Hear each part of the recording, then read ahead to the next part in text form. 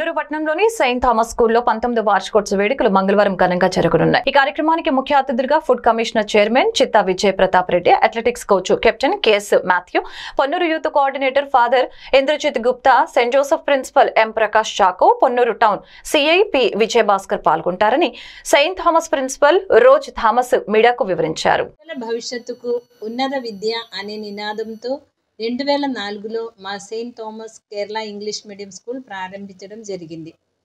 ఇప్పటి వరకు చదువుతో పాటు అన్ని ఎక్స్ట్రా కరికులర్ యాక్టివిటీస్లో ఉన్నత విజయం సాధించడం జరిగింది.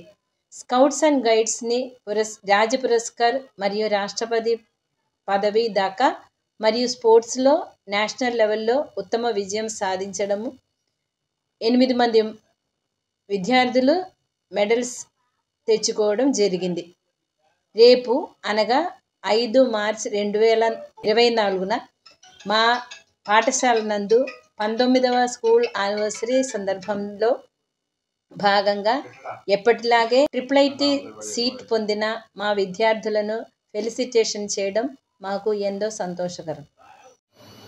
ఈ ప్రోగ్రాంకి ముఖ్య అతిథిగా శ్రీ చిత్తా విజయ్ ప్రతాప్ రెడ్డి గారు, food commission chairman of AP, and Captain K.S. Matthew,